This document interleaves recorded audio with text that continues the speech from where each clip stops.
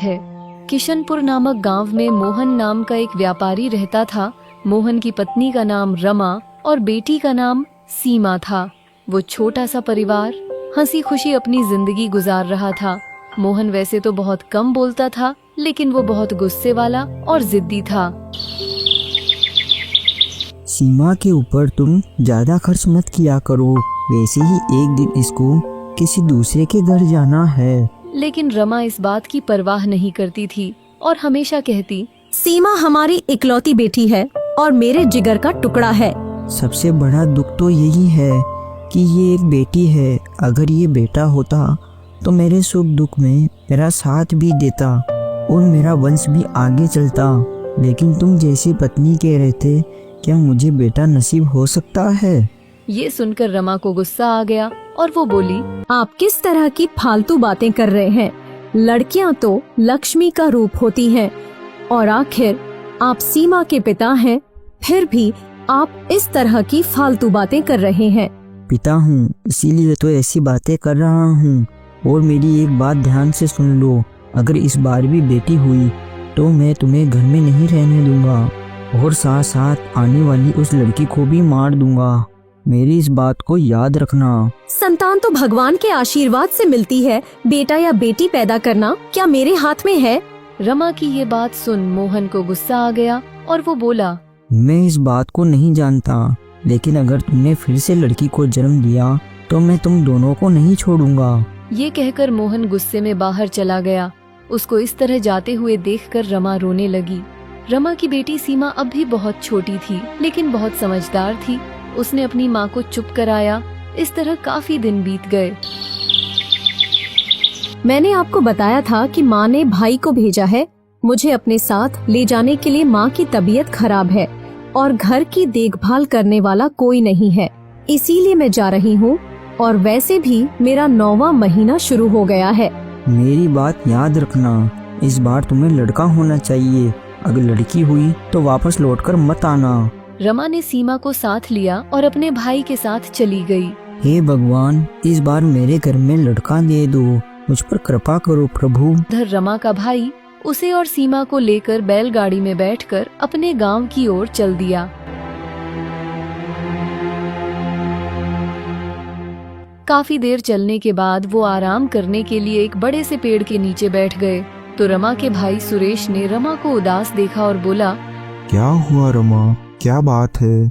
जब से तुम मेरे साथ आई हो मैं देख रहा हूँ कि तुम बहुत उदास हो। बताओ क्या बात है? नहीं भैया, ऐसी कोई बात नहीं है, मैं तो बहुत खुश हूँ। जब रमा ने ये बात कही तो उसकी बेटी सीमा बोली, नहीं मामा जी, माँ झूठ बोल रही है। पिताजी माँ को बहुत डांटते हैं और उस दिन तो हद ही कर दी। अरे सीमा बेटा चुप हो जाओ, तुम्हें कितनी बार बोला है कि बड़ों के बीच में नहीं बोलना चाहिए, क्या तुम्हें समझ में नहीं आता? जब रमा सीमा को डांट रही थी तो उसके भाई ने कहा, बहन तुम बच्ची को क्यों डांट रही हो? उसने जो कुछ भी देखा वो तो वही बता रही है। और वैसे भी बच्चों का मन साफ होता है और वो भगवान का रूप होते हैं, वो कभी झूठ नहीं बोलते। बहन जो भी बात है मुझे बताओ। रमा ने उसको बहुत टालने की कोशिश की। अरे भैया, ये तो ऐसे ही बोल रही हैं, आप इसकी बात पर ज्यादा ध्यान मत दो। तुम मेरी छोटी बहन हो, तुम्हें मैंने अपनी गोद में खिलाया है। तुम्हारा चेहरा देखकर ही मैं बता सकता हूँ कि तुम उदास हो या खुश हो। तुम डरो मत, मैं ये बात माँ को नहीं बताऊंगा। जो भी बात है तुम मुझे बताओ। भाई की बात सुनकर रमा ने कहा, भैया तुम इस बार भगवान से प्रार्थना करो कि इस बार मेरे घर में बेटा पैदा हो, नहीं तो अनर्थ हो जाएगा। भाई ने अपनी बहन की बात सुनकर आश्चर्य से पूछा, अनर्थ हो जाएगा? मतलब मैं समझा नहीं तुम्हारी बात। और वैसे भी लड़का या लड़की होना मनुष्य के हाथ में नहीं है, ये सब कुछ भगवान के हाथ में है। भैया मैं ये सब जानती हूँ, लेकिन ये बात तुम्हारे जीजा जी को कौन समझाए? अगर लड़का नहीं हुआ तो वो मुझे घर से निकाल देंगे। उसके बाद रमा ने अपने भाई को सारी बात बता दी। रमा की बात सुनकर उसका भाई भी सोच में पड़ गया। फिर वो चारों शाम होने तक अपने घर चले गए।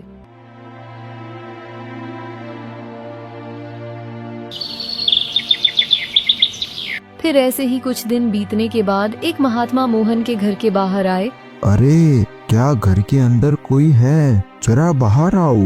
महात्मा की आवाज सुनकर मोहन घर के बाहर आया। आपको क्या चाहिए? बेटा, मैं एक सन्यासी हूँ। बहुत देर से भोजन की तलाश में भटक रहा हूँ, लेकिन अभी तक मुझे किसी के घर से भी खाना नहीं मिला। परमात्मा तुम्हारा भला करेगा अगर तुम मुझे कुछ खाने के लिए दे दो तो। मेरे घर में अभी कुछ भी नहीं है, क्योंकि मेरी पत्नी मायके चली गई, इसलिए अभी मुझे भी खाने के लिए बहुत दिक्कत हो रही है। क्यों बेटा, तुम्हारी पत्नी तुम्हें छोड़कर क्यों चली गई? नहीं बाबा, मेरी पत्नी मुझे छोड़कर नहीं गई, बल्कि वो गर्भवती है, इसलिए अपने मायके गई है।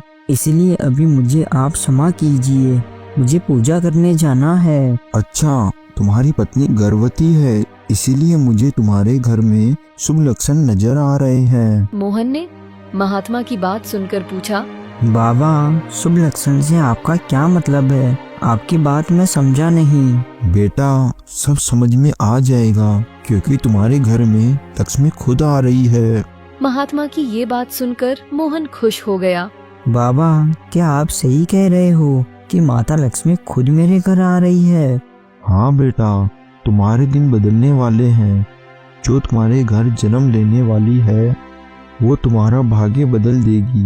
बस तुम हमेशा उसका ध्यान रखना। अगर कभी उसकी आंखों में आंसू आए तो तुम्हारे घर में मुसीबत आ जाएगी, लेकिन अगर तुमने उसे संभाल कर रखा तो तुम्हारे घर में कभी भी धन दौलत की कमी नहीं रहेगी और तुम्हारा हमेशा भला होगा। महात्मा की बात सुनकर मोहन ने हाथ जोड़कर उनसे आशीर्वाद लिया। महात्मा जी, मैं आपसे वादा करता हूँ कि मैं मेरी आने वाली बच्ची को कभी दुखी नहीं करूँगा। उस दिन के बाद से मोहन के जीवन में परिवर्तन आने लगा। फिर कुछ दिनों बाद रमा ने एक बेटी को जन्म दिया, लेकिन रमा इस बात से बहुत ही चिंता में थी। लेकिन जब ये खबर मोहन को पता चली तो मोहन जल्दी से अपने ससुराल अपनी पत्नी और अपनी बच्ची से मिलने के लिए चला गया।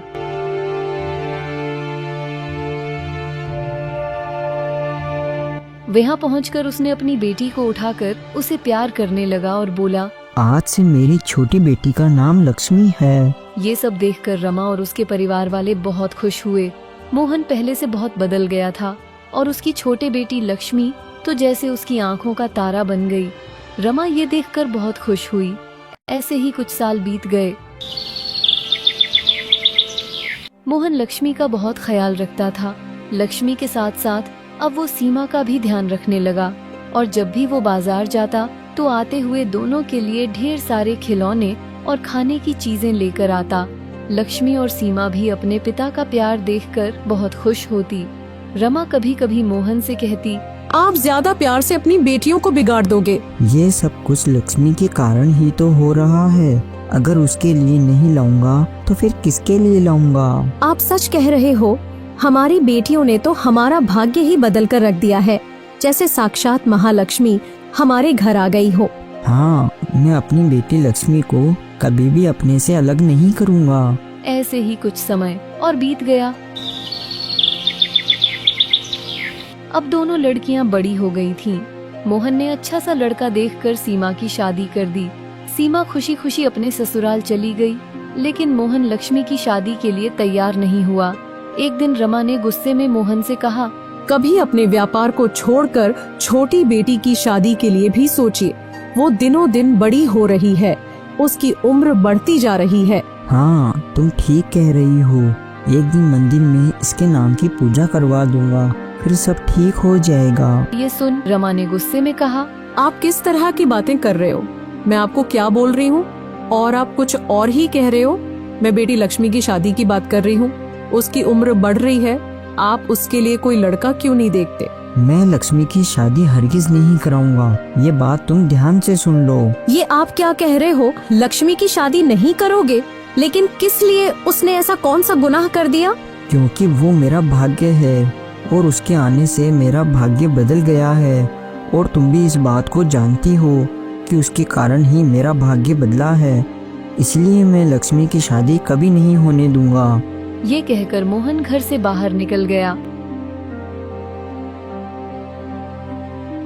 अभी वो थोड़ी दूर ही गया था कि उसे अपनी पत्नी का भाई रास्ते में मिल गया। अरे जीजा जी, इस दोपहर में जल्दी जल्दी कहाँ जा रहे हो? मैं पूजा के लिए सामान लेने जा रहा हूँ। कल घर में लक्ष्मी पूजा है और अच्छा हुआ तुम भी इस मौके पर यहाँ आ गए। अब चलो घर चलो। हाँ जीजा जी, घर ही जा रहा हूँ। लेकिन आप एक बात बताओ, अब तो माता लक्ष्मी ने आपको सब कुछ दे दिया है। लक्ष्मी माता ने आपका पूरा भाग्य ही बदल कर रख दिया है। अब घर की लक्ष्मी के लिए भी कोई अच्छा सा वर ढूंढ लीजिए। लक्ष्मी की अब शादी की उम्र हो गई है।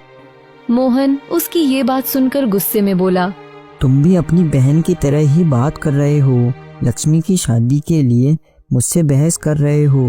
मुझे उसकी शादी करवानी है या नहीं करवानी है, ये मेरी मर्जी है। तुम इसमें बोलने वाले होते कौन हो? जीजा जी, साधु बाबा ने तो लक्ष्मी को संभाल कर रखने के लिए कहा था, उसे बांध कर रखने के लिए नहीं। इसलिए अब उसकी शादी कर दो। सुरेश के मुंह से ये बात सुनकर मोहन थोड़ा चौंक गया और बोला, ये बात तुम कैसे जानते हो? उस समय साधु बाबा और मेरे अलावा घर में कोई नहीं था। मोहन की बात सुनकर उसका साला हंसने लगा और बोला, जीजा जी, आप उस दिन दाढ़ी मूछ के पीछे छुपे इंसान को नहीं पहचान पाए। ये कहकर वे और भी जोर जोर से हंसने लगा। तो इसका मतलब उस साधु के वेश में तुम ही थे? तुमने मुझे बेवकूफ बनाया। हाँ जीजा जी, उस दिन मैं ही था और उस दिन लक्ष्मी के बारे में मैंने ही आपको बताया था। लेकिन मैं उस समय क्या करता, मुझसे अपनी बहन का उदास चेहरा नहीं देखा गया। तुम्हें ये बात कैसे पता चली? मुझे मेरी बहन ने सारी बात रोते रोते बताई थी। और जो पिता अपनी ही बच्ची को मारना चाहे, उसके साथ थोड़ा धोखा तो भगवान भी माफ कर देते हैं। इसीलिए मुझे ये सब करना पड़ा। मोहन को ये सुनकर गुस्सा आ गया। तुमने मेरे साथ ये खेल खेलकर अच्छा नहीं किया। जीजा जी, ये खेल खेलने के लिए आपने ही मुझे मजबूर किया। अगर लड़का पैदा होता तो कोई मुश्किल नहीं थी। इसका मतलब लक्ष्मी मेरे लिए भाग्य का रूप है, ये सब गलत था। जी हाँ, ये सब झूठ था।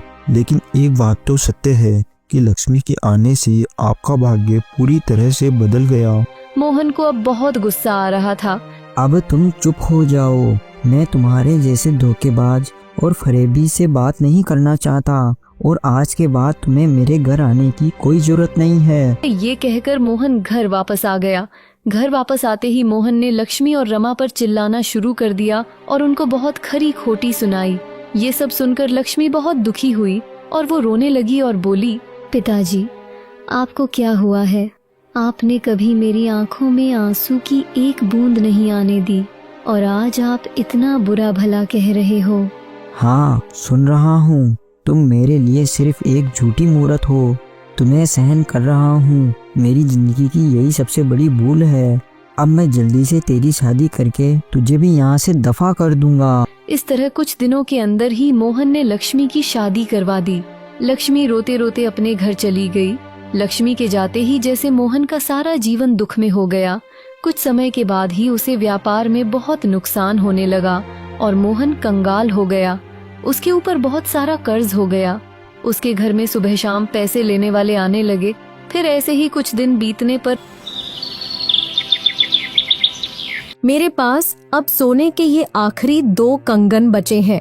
उन्हें बेचकर अगर आपका कुछ कर्ज उतर जाए तो आप उनको बेच दो। लेकिन वो तो तुम्हारे पिताजी के दिए हुए कंगन हैं, वो मैं कैसे ले सकता हूँ? तो क्या हुआ, पिताजी ने दिए हैं। आपकी इज्जत के सामने तो ये कुछ भी नहीं है।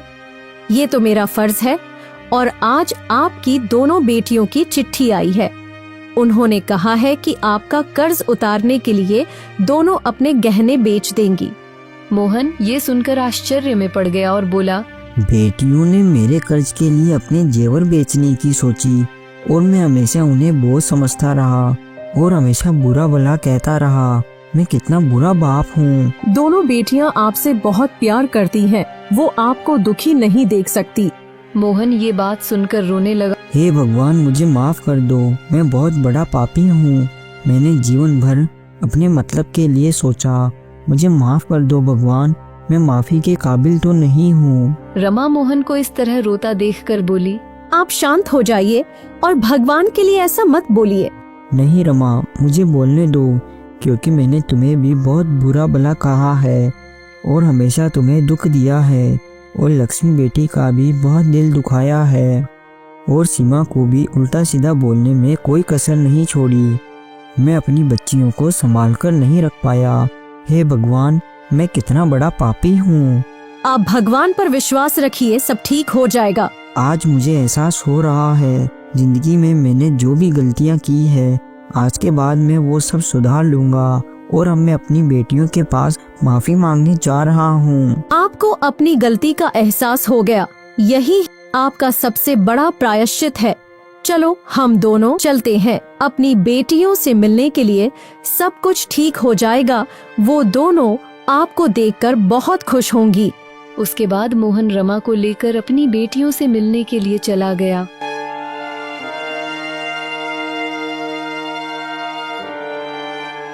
दोनों बेटियां अपने पिता को देखकर बहुत खुश हुईं। जब मोहन उनसे माफी मांगने लगा तो वो दोनों भी रोने लगी। पिताजी, आपकी कोई गलती नहीं है, आप माफी क्यों मांग रहे हैं? मेरी प्यारी बेटियों, मुझसे बहुत बड़ा गुनाह हुआ है, इसलिए पहले तुम मुझे माफ कर दो। फिर मोहन ने अपनी दोनों बेटियों को बहुत प्यार किया। कुछ देर बाद वो दोनों पति पत्नी वापस अपने घर चले गए। इसी तरह कुछ समय बीतने के बाद मोहन की खुशियां फिर से वापस आ गईं और उसका भाग्य फिर से बदल गया। तो दोस्तों, भाग्य भी उसी मनुष्य का बदलता है जो बेटा बेटी में भेदभाव नहीं करता। इसीलिए हमें कभी भी बच्चों में भेदभाव नहीं करना चाहिए, क्योंकि बच्चे तो भगवान का रूप होते हैं और जो इंसान भगवान के साथ भेदभाव करता है उसका भाग्य कभी भी उसका साथ नहीं देता। दोस्तों, अगर आपको ये कहानी अच्छी लगी हो तो लाइक और कमेंट जरूर करें, शेयर करें और चैनल को सब्सक्राइब करें।